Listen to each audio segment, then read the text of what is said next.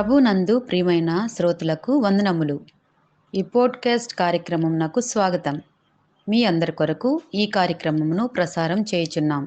విని దైవాశీస్సులు పొందుకోగలరు.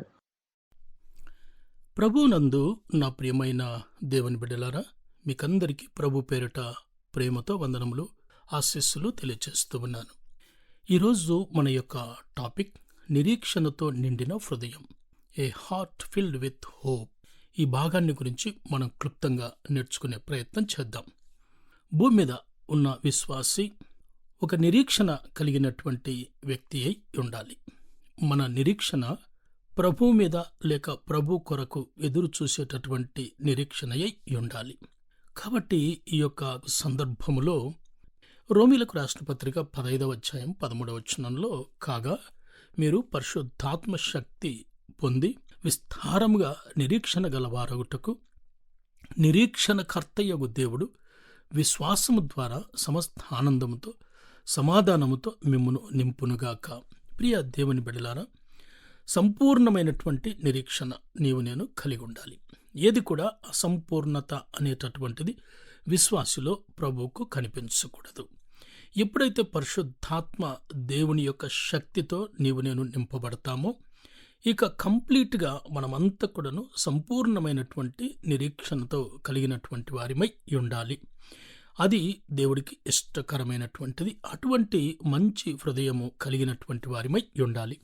ఈ యొక్క నిరీక్షణను గురించి కొన్ని విషయములు మనం ఆలోచించుకోగలిగితే, పేతురు గారు కొన్ని విషయాలను ఈ యొక్క గ్రంథములో వ్రాసి ఉంచాడు. కొన్నింటిని మీ దృష్టికి ఈ ఉదయకాలం తీసుకొచ్చే ప్రయత్నం చేస్తాను. మొదటి పేతురు 1:4 జీవముతో కూడిన నిరీక్షణ మీకు కలుగునట్లు అంటాడు.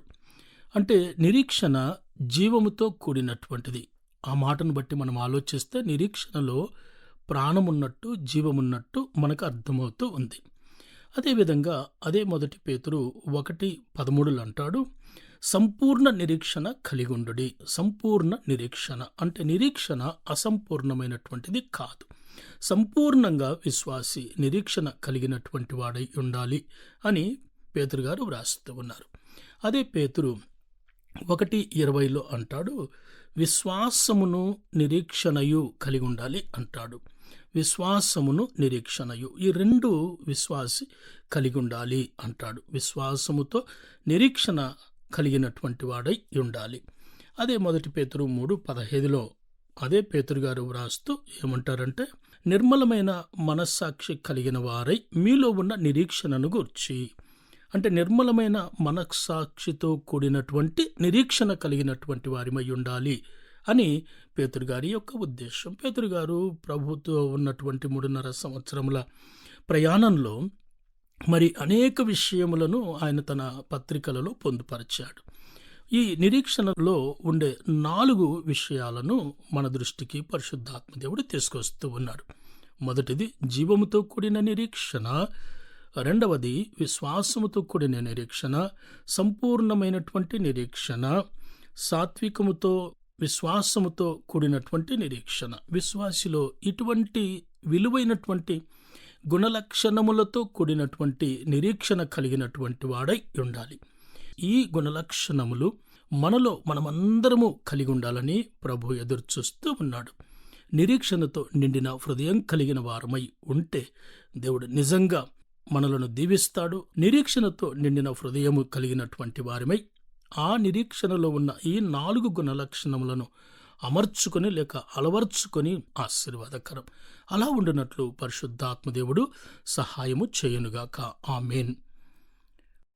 ఈ కార్యక్రమమును గూర్చి మీ సలహాలు మరియు మీ ప్రార్థనా అవసరతల కొరకు మమ్మను సంప్రదించవలసిన మా ఫోన్ నంబర్ 9448508503 మరియు ఈమెయిల్ ఐడి info@fibaonline.org. మా ఫోన్ నంబర్ మరొకసారి 9480585039. Email ID info@fibaonline.org.